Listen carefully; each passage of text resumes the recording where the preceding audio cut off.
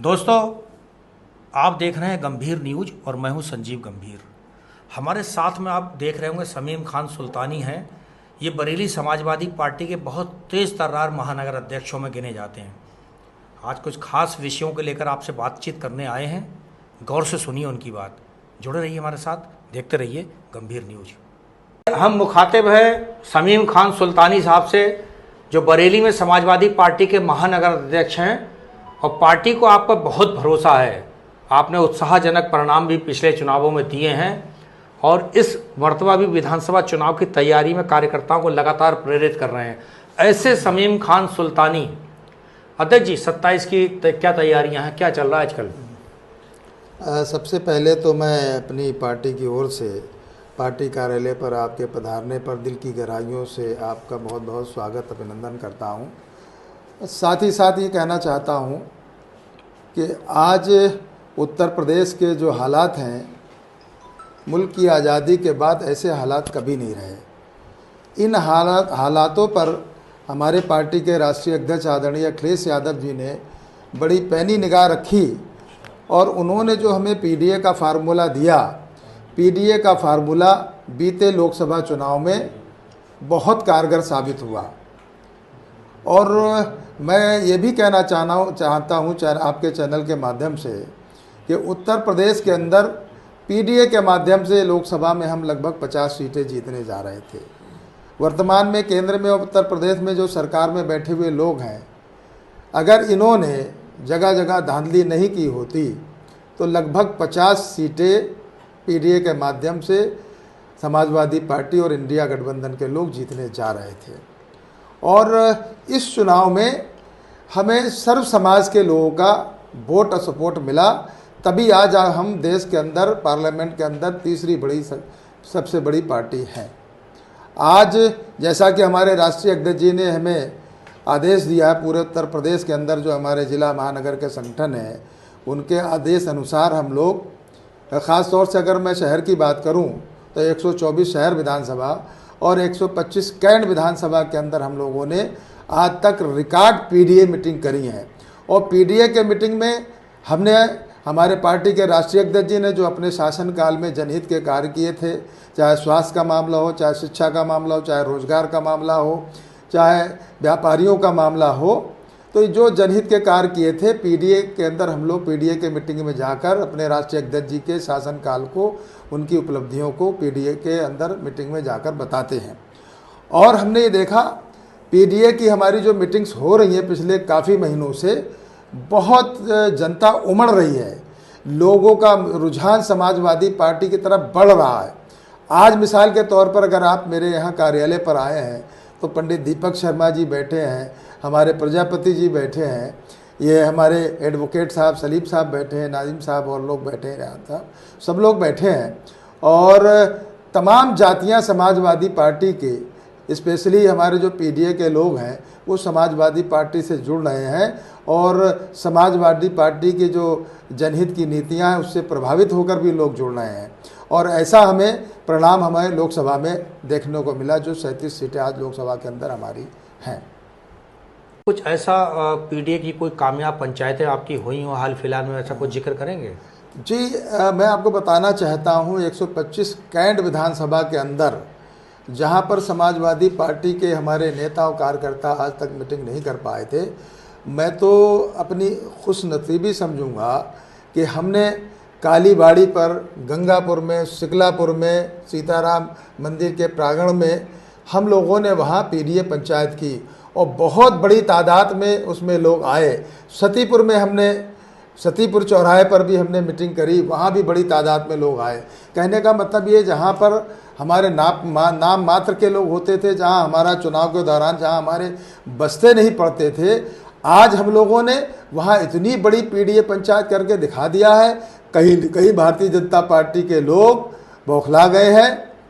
हमारी पीडीए पंचायतों तो तरह तरह के षड्यंत्र रचते रहते हैं कि किस तरीके से इन लोगों में कुछ ना कुछ ऐसी बात करी जाए जिसके कारण इनमें बिखराव पैदा हो। इन कामयाबी का क्या फलसफा है, इसके पीछे क्या रहस्य है? जिन कटरा चांद खां, सतीपुर, कालीबाड़ी, गंगापुर, सीताराम मंदिर, तमाम जगहों पर आपकी कामयाब पंचायत जिनका आप जिक्र कर रहे हैं, क्या क्या वजह हो सकती है, लोग आपकी तरफ क्यों जुड़ रहे हैं सर? देखिए, मैंने पहले भी कहा आपसे कि हमारे पार्टी के राष्ट्रीय अध्यक्ष आदरणीय अखिलेश यादव जी की जो जनहित की योजनाएं हैं और जो भी जनहित के कार्य किए हैं, मिसाल के तौर पर हमारे राष्ट्रीय अध्यक्ष जी ने कहा है कि जैसे ही 2027 में समाजवादी पार्टी की सरकार बनेगी, पहली ही कैबिनेट की मीटिंग में 3,000 रुपये महिलाओं को दिए जाएंगे, 300 यूनिट बिजली फ्री दी जाएगी और भी कई ऐसे जनहित के कार्य किए हैं जिसकी उन्होंने घोषणा की है।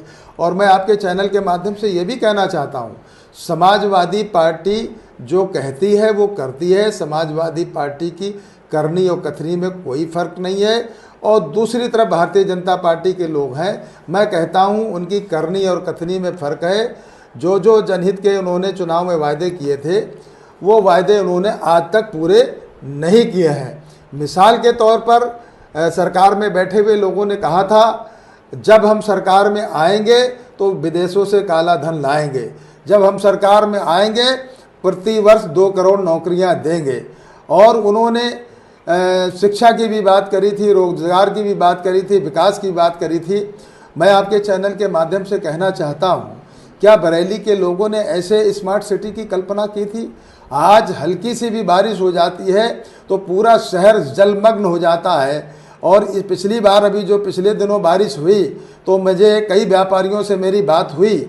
यहाँ कुतुब खाने के चौराहे पर और आसपास के जितने भी दुकानदार थे, लाखों करोड़ों रुपए का उनका सामान जो है पानी भरने की, जल की समस्या की वजह से पानी भरने के कारण वो सारा सामान उनका ख़राब हो गया। वो परेशान हो गए। जगह जगह नालियाँ टूटी हुई हैं, सड़कें टूटी हुई हैं, पानी के निकास की कोई व्यवस्था है नहीं। और आप स्मार्ट सिटी की बात कर रहे हैं। स्मार्ट सिटी में आजमनगर जैसा भी आता है और कई ऐसे लोग आते हैं, लेकिन लगता ही नहीं कि ये स्मार्ट सिटी है। यह हालात है हमारे महानगर के अंदर। जी, एक वीडियो वायरल हो रहा है कि मां साहब ने कहा है तुम ज्ञान का दीप जलाना, आगे और सारी बातें बहुत सारी, कई लंबा गीत है। क्या आपको लग रहा है कि ज्ञान का दीप जल नहीं रहा है क्या? देखिए, बहुत अच्छी सवाल, बहुत ही अच्छा सवाल आपने किया है। और मैं तो ये कहूँगा कि उन्होंने, मास्टर साहब ने जो ज्ञान की बात करी है वो बधाई के पात्र हैं। और हमारे यहाँ तो ये कहा गया है इस्लाम में, अगर तालीम लेना हो आपको तो चाहे चीन जाना पड़े तो आप चीन जाकर भी लें। तालीम की इतनी बड़ी अहमियत है, शिक्षा की इतनी बड़ी अहमियत है। और दूसरी तरफ उत्तर प्रदेश सरकार जो है वो लोगों को शिक्षा से वंचित करना चाहती है। और सभी लोग जानते हैं आज देश के अंदर सबसे बड़ी अगर कोई चर्चा है तो शिक्षा को लेकर है, उत्तर प्रदेश को लेकर है। क्योंकि उत्तर प्रदेश सरकार लगभग 5,000 स्कूल जो है बंद कर रही है, बल्कि बंद करने के कगार पर ही है।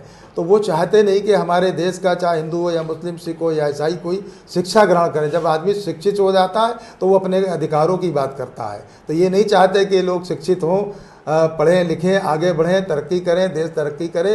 ऐसा इनका जो है विश्वास नहीं है सरकार का इसमें बिल्कुल भी। आज यही हालात आपने देखा होगा कि इन्होंने जैसे शिक्षा के क्षेत्र में क्या काम किया। इनकी, मुझे नहीं लगता इनकी जनहित की कोई योजना आपको धरातल पर देखने को मिले। लेकिन शिक्षा के मामले में सभी को जागरूक रहना चाहिए और शिक्षा से ही देश की उन्नति और विकास होता है, ऐसा मेरा विश्वास है।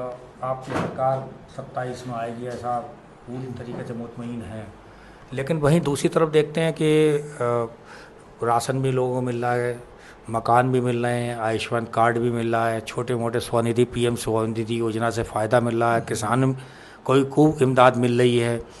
ऐसे हालातों में, और जहाँ तक रही धार्मिक निष्ठाओं की बात, उसके लिए भी कोई भरपूर प्रशासन तक अब तो कचौड़ी भोले के भक्तों को बांटता हुआ नज़र आ रहा है। सरकारी मशीनरी कहीं पैर भी दबाती, कहीं फूल बरसा कर रही है। भोले के भक्त भी बहुत खुश हैं। आपको क्यों चुने? देखिए, आपने बहुत अच्छा सवाल किया। केंद्र सरकार की जितनी योजनाएं हैं, उत्तर प्रदेश सरकार की जनहित की जो भी योजनाएं हैं, आप सब लोग जानते हैं। केंद्र की योजना, उत्तर प्रदेश की योजना उत्तर प्रदेश के लोगों, केंद्र की योजना पूरे देश के लोगों के लिए। मेरा मानना यह है, केंद्र सरकार की जनहित की जितनी भी योजनाएं हैं, अगर उसका 100% लाभ अगर किसी राज्य को मिल रहा है तो वो गुजरात के लोगों को मिल रहा है। केंद्र सरकार की जितनी भी जनहित की योजनाएं हैं 100% अगर किसी का अगर इम्प्लीमेंट हो रहा है उसका, तो वो गुजरात में हो रहा है।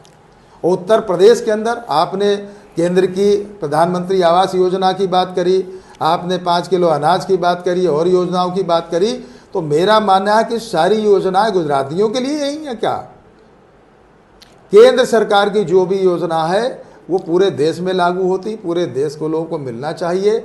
और अभी आपने बात करी हमारे कांवड़ियों की बात करी और धर्म की बात करी कि लोग बहुत जुड़ रहे हैं, तो मैं आपको बताना चाहता हूँ हमारे पार्टी के राष्ट्रीय अध्यक्ष अखिलेश यादव जी के निर्देश अनुसार उत्तर प्रदेश के विभिन्न जनपदों में, सारे जनपदों में समाजवादी पार्टी के नेताओं कार्यकर्ता कांवड़ियों का जगह जगह स्वागत कर रहे हैं, उनका जलपान करा रहे हैं, उनको फल भी दे रहे हैं, पानी भी पिला रहे हैं। हमारी पीडीए कांवड़ यात्रा जा ही रही है बराबर।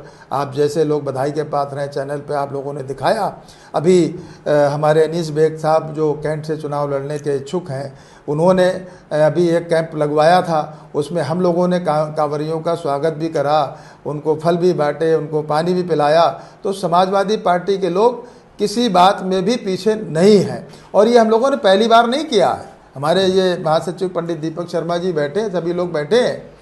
तो जब जब ये कांवर का मामला होता है, चाहे कांवर का मामला हो, हमारा अभी ये 12 रबी अव्वल के जुलूस का भी मामला आएगा, और भी कई जुलूस होते हैं तरह तरह के, तो हम लोग किसी एक में नहीं, जो भी हमारी परंपराएं हैं, जो हमारे त्यौहार में, सब में समाजवादी पार्टी के लोग बढ़ चढ़कर हिस्सा लेते हैं। और हमारी निगाह में देखिए, सारे समुदाय, सभी लोग देश में अमन और भाईचारा चाहते हैं। और अभी एक अमन भाईचारे की बरेली ने मिसाल कायम की। नवादा में जो वहाँ पर कांवड़ रूट का मामला था, ताजियों के रूट का मामला था, तो सभी समुदाय के लोगों ने एक ऐसा मैसेज दिया, बरेली जो गंगा जमनी तहजीब की मिसाल कहलाता था, तो वहाँ के लोगों ने एक दूसरे के त्यौहार पर प्यार मोहब्बत से एक दूसरे का जुलूस निकलवाया, उनका स्वागत किया, उन पर फूल की वर्षा की। ये बहुत अच्छी शुरुआत है, इसके लिए मैं आप सभी को बधाई देता हूँ। आपकी पार्टी में, बहेड़ी में आपके पार्टी के विधायक हैं, भोजीपुरा में भी सैयद इस्लाम साहब के विधायक हैं, लेकिन आगामी 27 के चुनाव को लेकर तरह तरह की बातें होने लगी हैं कि शायद यहाँ पे आपकी ही पार्टी के लोग अपनी ही पार्टी के शायद विधायक को हराने के लिए दम्भ भर रहे हैं, ताल ठोक रहे हैं। क्या सही है? देखिए, समाजवादी पार्टी आज देश के अंदर पार्लियामेंट के अंदर तीसरी सबसे बड़ी पार्टी है। समाजवादी पार्टी बहुत बड़ी पार्टी है, और जब इतना बड़ा परिवार होता है तो छोटी मोटी बातें होती रहती हैं। और आपने भी बात करी भोजीपुरा की, बहेड़ी की, और कई विधानसभाओं की बात करी, तो ऐसा नहीं है। मेरा तो कहना है, लोकतंत्र में चुनाव लड़ने के लिए कोई रोक तो है नहीं। हर व्यक्ति जो है आवेदन कर सकता है, चुनाव लड़ने की इच्छा व्यक्त कर सकता है, तो उसमें ऐसी कोई बात नहीं है। और जब जब चाहे पार्लियामेंट का चुनाव हो, चाहे विधानसभा का चुनाव हो, विधानसभा में नए नए लोग निकल कर आते हैं। समाजवादी पार्टी में ही ऐसी कौन सी खासियत है जिसकी वजह से इतने लोग जुड़ रहे हैं, इतने लोग चुनाव लड़ने की इच्छा व्यक्त कर रहे हैं? तो कुछ तो है समाजवादी पार्टी में। और अगर हमारे उत्तर प्रदेश और देश में जो लोग सरकार में बैठे हुए लोग हैं, अगर इनकी पार्टी की बात कर लो आप, तो एक एक विधानसभाओं में आज अभी इन्हीं की पार्टी के एक पूर्व विधायक ने कहा मैं निर्दलीय चुनाव लड़ूंगा, भितरी से ये बात भी आई निकल कर।